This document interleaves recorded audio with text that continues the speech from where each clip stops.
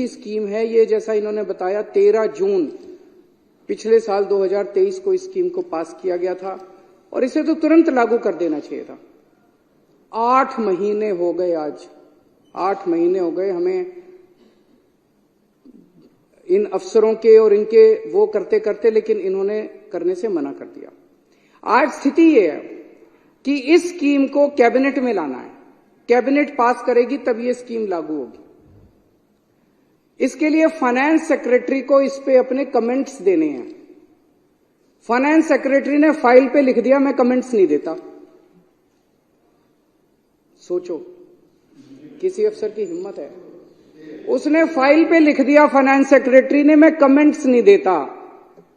मैं बिदूरी जी कह रहे थे मेरे से सीख लो, जरा सिखाओ अब उसका क्या करें हम।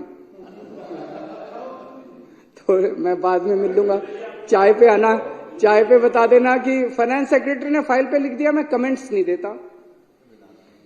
सौरभ भारद्वाज जी यूडी मिनिस्टर हैं, इन्होंने यूडी सेक्रेटरी को लिखित आदेश दिया कि इसको प्रस्ताव को कैबिनेट में लाया जाए।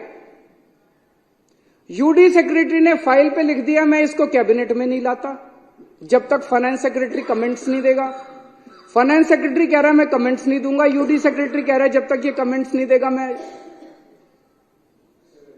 तो हमने इन दोनों को और भी अफसरों को बुलाया, इन मंत्रियों ने, इन्होंने मेरे को बताया मंत्रियों ने कि क्या चल रहा है, क्यों कर रहे हो ऐसा। तो अध्यक्ष महोदय आपको जान के ताज्जुब होगा कि एक दो सीनियर मोस्ट आईएएस अफसर प्रिंसिपल सेक्रेटरी लेवल के फूट फूट के रोने लग गए, आंसू बह रहे थे उनकी आंखों से। ये उम्र रोने की नहीं है, एक आईएएस अफसर को इस तरह से मैंने रोते हुए नहीं देखा। फूट फूट के रोने लग गए, बोले जी हमारी नौकरी का सवाल है, हमें धमकी दी जा रही है। हमने कहा कौन दे रहा है, कहता हायर अप्स। हायर अप्स का क्या मतलब है आप लोग सोच सकते हो।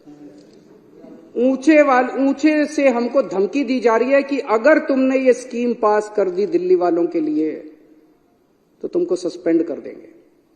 अगर तुमने ये स्कीम पास कर दी, इसलिए इतना लड़ रहे हैं। सर्विसेज करते रहते हैं, क्यों करते रहते हैं ये? नीयत खराब है इन लोगों की। सर्विसेज चाहिए, सर्विसेज, इसीलिए उनको धमकी दी जा रही है तुम्हें सस्पेंड कर देंगे, तुम्हें नौकरी से निकाल देंगे, तुम्हारे को जेल भेज देंगे, ईडी सीबीआई छोड़ देंगे तुम्हारे पीछे। वो बोले जी आप हमें, सर आप कहो तो इस्तीफा दे देंगे हम नौकरी से, लेकिन ये स्कीम हम पास नहीं कर सकते। एक तरह से दिल्ली के अंदर एक सीरियस कॉन्स्टिट्यूशनल क्राइसिस पैदा हो गया है, जिसके अंदर ऑफिसर्स ने लिख के दे दिया है कि हम काम नहीं करेंगे। अगर वो काम नहीं करेंगे, ऑफिसर्स लिख के दे रहे हैं कि काम नहीं करेंगे, सरकार कैसे चलेगी? क्या सरकार 2 दिन भी चल सकती है?